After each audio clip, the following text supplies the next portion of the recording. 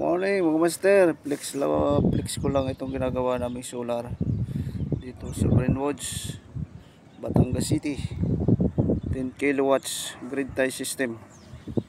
So ito yung aming sinisit up dito.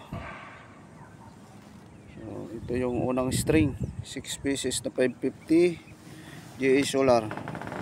Yan, isang string yan. Tapos din sa kabilang side, so may 14 dito. Ito isang string din, 6 pieces din.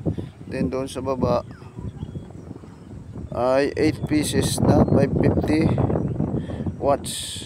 Puro 550 watts yan.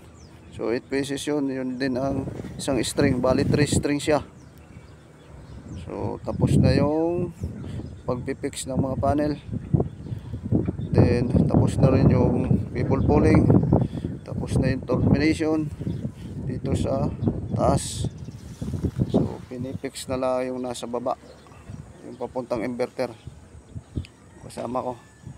So yun naman ang iti-terminate natin. Then pag natapos termination, loop checking. Tapos pagkatapos ng loop checking, commissioning para sa turnover. Yan lang, yan ang buhay solarista. Medyo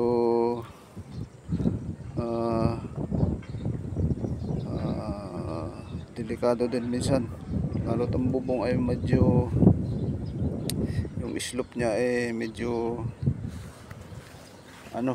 delikado. So kailangan 100% tie off ang ating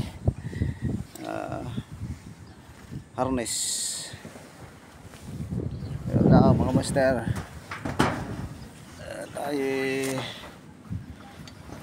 bababa na.